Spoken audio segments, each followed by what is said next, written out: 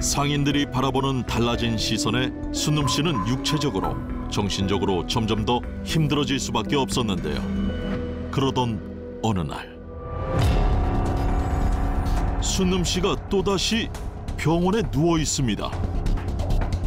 아유, 머리 쪽에 이건 다치셨네. 머리에 상처가 그러니까 있는데? 넘어지셨나? 엄마, 정신이 들어?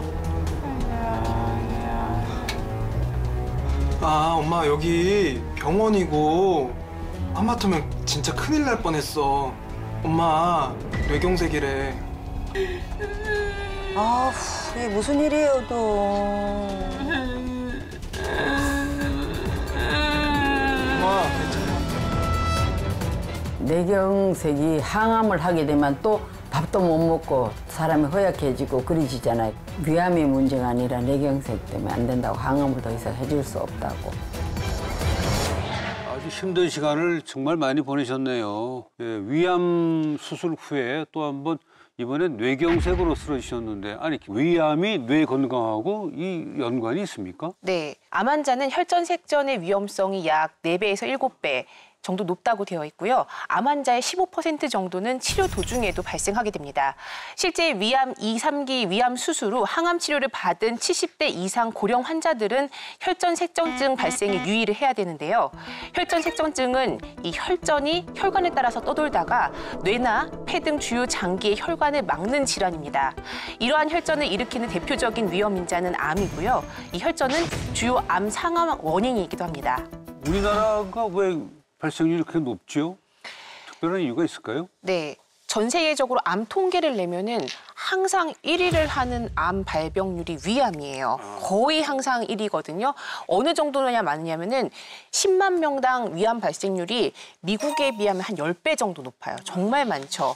그런데 우리나라뿐만이 아니고 우리나라랑 항상 1위를 다투는 나라가 있어요. 어디냐면은 우리 바로 옆 나라 어디죠? 일본이요? 그렇죠, 일본. 우리나라는 삼면이 바다로 둘러싸여져 있고 일본은 섬나라잖아요. 즉 해산물이 풍부하고 소금이 많이 섭취할 수밖에 없다는 거예요. 예전에 냉장고가 없던 맞아. 시절에 김치, 소금은 젓갈, 많죠. 된장 이런 그렇죠. 것들. 염장 식품들을 굉장히 많이 해 먹었단 맞죠, 말이에요. 맞죠. 그래서 기본적으로 식습관이 나트륨을 많이 섭취할 수밖에 없습니다. 두 번째는 뭐냐면은 우리나라 사람들은요 인사를 할 때 항상 밥을 먼저 얘기를 해요. 예를 들면은 맞아. 오랜만에 만나면 너 밥은 먹고 다니니? 혹은 언제 밥 먹자. 그렇죠. 뭐 이런 언제 거. 한번 밥을 먹자라고 얘기하는데 이렇게 밥을 먹으면서 정만 나누면 좋은데 정 말고 다른 것도 같이 나눠요. 나누지 말아야 할 것. 우리 위에 살고 있는 헬리코박터균. 같이 왜냐하면은요, 떠먹으니까. 그렇죠. 서양 사람들은요 개인 식기를 굉장히 잘 써요. 개인 위생이 철저하단 말이죠. 근데 우리나라 사람들 어떻게 해요? 같이 이렇게 찌개 같이 뭐 놓고. 정인데. 그렇죠. 숟가락 쪽 빤 다음에 이렇게 같이 떠서 먹죠. 그래서 우리나라 헬리코박터균의 이 감염률은요 성인에서 60%예요. 굉장히 높죠. 장기간 내 몸에 있게 되면은 결국에는 암을 일으키는 1급 발암 물질이거든요. 이렇게 크게 두 가지 이유 때문에 우리나라에는 특히나 암이 많다, 위암이 많다라고 이야기를 합니다.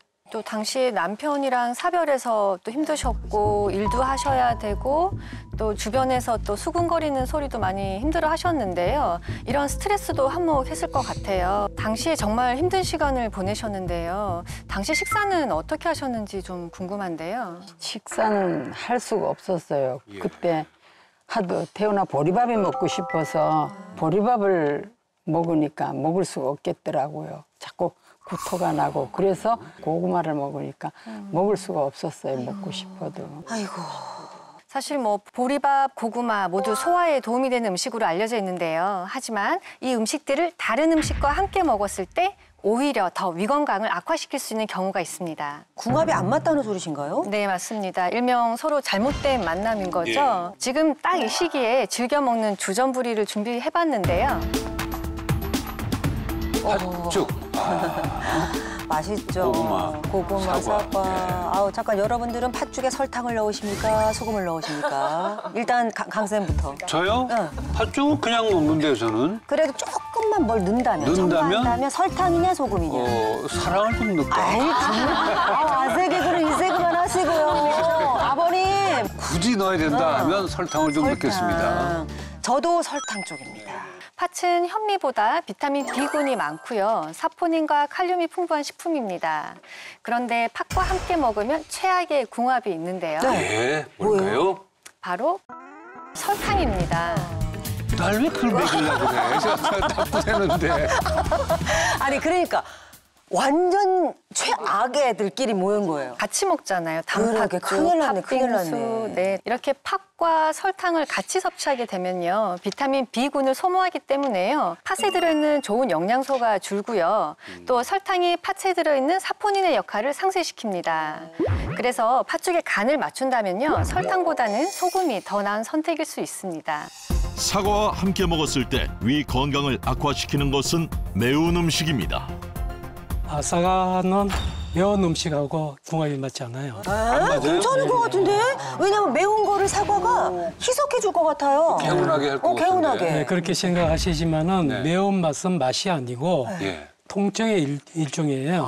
그러니까 다시 이야기하면 미세한 상처를 준다는 얘기죠. 이 미세한 상처에 사과에 많은 산성 성분이 들어가게 되면은 자극이 되죠. 그래서 매운 거 드시고 신 것을 드시게 되면은 자극이 되기 때문에 위도 나빠질 수 있고 심하면은 대장도 나빠질 수 있겠죠. 고구마와 함께 먹으면 위 건강을 악화시키는 최악의 음식 궁합은 바로 소고기입니다. 최악의 궁합, 고구마랑 소고기가 나왔어요? 괜찮을 것 같은데? 아니 저렇게 먹으면 벌써 저 힘겨워 보이지 않아요? 맛은 좋을 것 같은데 말씀하신 것처럼 우리 위가 좀 힘들어할 수 있어요. 왜냐하면은요, 소고기와 고구마는요 소화에 필요한 위산의 농도가 달라요. 그래서 소고기와 고구마가 위에 오랫동안 머물게 되면은 이 소화 흡수에 방해를 받게 되는데요. 소화가 되지 않은 음식물들로 인해서 뭐 복통이나 혹은 답답함 이런 소화 불량을 유발할 수 있다고 합니다. 우리의 위 건강을 악화시키는 잘못된 음식 조화, 당근과 오이, 맥주와 치킨, 버터와 소고기. 아는 만큼 우리의 위 건강을 지킬 수 있습니다.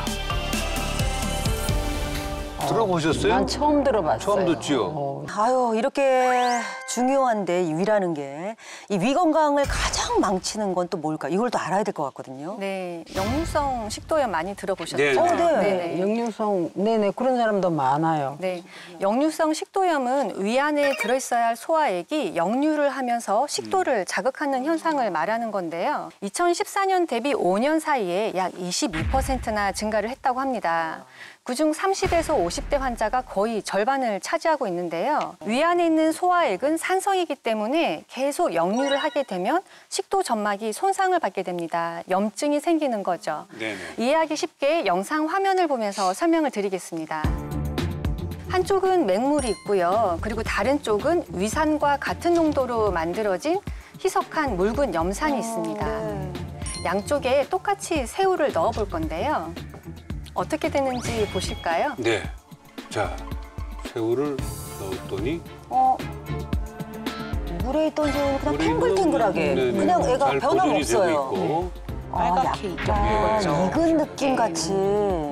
네, 이렇게 새우를 익게 만드는 이 강한 산도를 가진 위산이 역류를 해서 식도를 자극하게 되면요. 예. 역류성 식도염이 생기면서 식도 점막이 어떻게 되겠습니까? 그러네요. 네, 상하게 되겠죠. 상하죠. 그럼 역류성 식도염도 위암처럼 놔두면 암이 될 수 있나요? 네, 역류성 식도염 환자는요, 그렇지 않은 대조군에 비해서 후두암의 발생 위험이 2.3배 이상 높아진다고 합니다. 식도 위에 위치한 이 인후두 점막은요, 자연적으로 보호해주는 장치가 없기 때문에 식도보다 위산에 더 취약한데요. 때문에 평소 위산 역류를 예방하는 그런 생활 습관을 가지시는 게 중요하겠습니다.